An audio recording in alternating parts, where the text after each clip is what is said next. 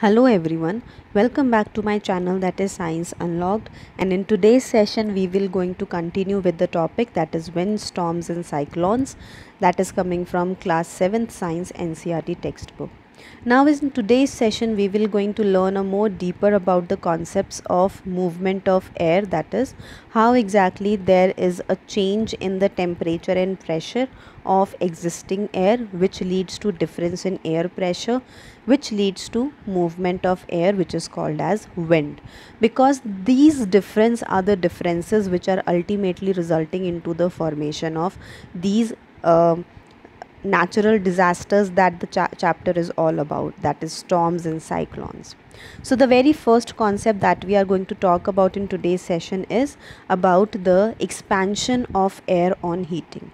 What happens is whenever there is going to be involvement of heat with air particles, obviously the air particle will become lighter, and automatically in that region what will happen, there will be creation of low temperature, and the temperature will be higher and the pressure will be low.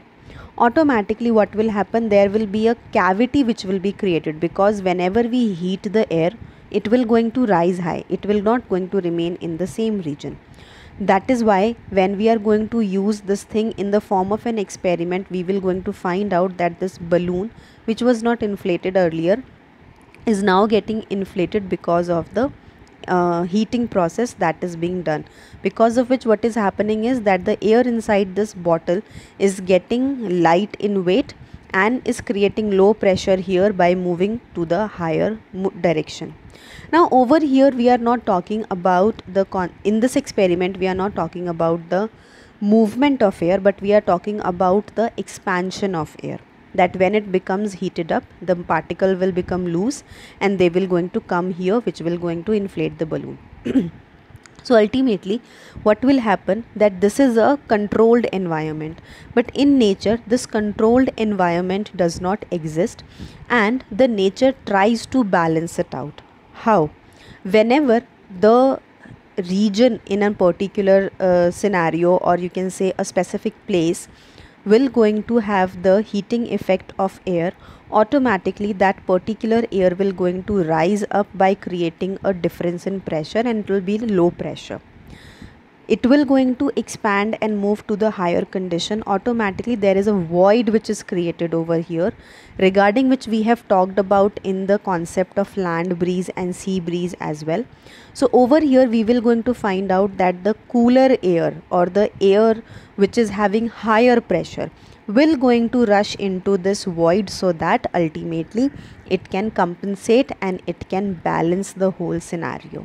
So this is what happens when we talk about balance in nature. We know this thing, that air will going to expand on heating, but ultimately it will going to be balanced out easily, because the nature on the whole is made in such a manner. Next concept that we have is the concept of wind generation, that what are the different factors, what are the different causes behind the generation of wind. So over here we will going to learn about the two major processes or the factors which impact the wind generation, out of which one is the insolation process. That means the insolation from the sun is actually creating uneven heating on the poles and equators. We know this thing, that the central part of the earth, that is the equator, will going to receive the maximum amount of heat. On the other hand, the one which is at the pole will going to receive comparatively less sunlight and heat. So automatically there is a difference in temperature, that this particular region where it is equator will going to have hotter air and less pressure, whereas this particular section, that is the poles, will going to have cooler temperature and higher pressure. Automatically we can hear over here that there is a difference in the air pressures, so the wind from the poles will try to come towards the equator region. So that is how ultimately the process of insolation will going to impact the formation of air on earth. Over here one additional factor which will going to come is with reference to the rotation of earth. The earth is not stationary and it keeps on moving. Because of this movement, ultimately what happens is that the air which is coming from poles to equator, that particular air will not going to move in a straight direction but will create directional movement of air. That means there will going to be a proper direction that we will going to observe if we will going to move to higher classes and in details of this concept.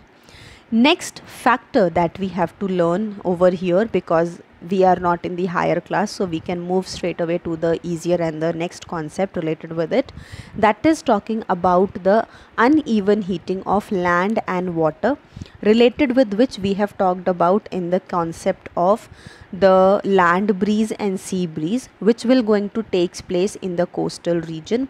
The sea breeze, which will going to be the breeze coming from sea towards the land during the daytime, and the land breeze, which is the breeze coming from land towards sea during the night time. So that is what exactly is one of the best example that we are already aware about from our previous chapter, which talks about the heat and sea breeze and land breeze. So that is what exactly is the concept of wind generation. Now, because of these differences in winds and the overall patterns of winds, we will going to observe that this particular section or this part of the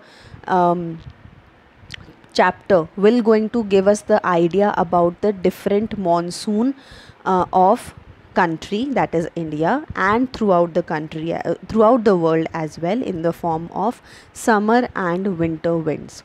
What we will going to observe is that during the summer season, wind will going to blow from sea towards the land on a larger scale. That is why we are getting this particular structure over here, which talks about summer monsoon, where we can see that the movement of air is towards the land. On the other hand, during the winter season, we will going to find out that it will going to be from land towards the sea. So on the whole, these two monsoons are ultimately impacting the overall rainfall that we are receiving on the earth, leading to different sort of seasons on the earth.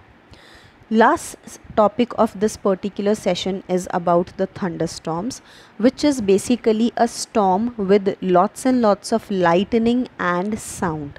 This thing is actually a small storm only, where we will going to experience a little bit of high speed wind as well, but they are characteristically identified with the lightning, thundering and the heavy sound coming out of the sky.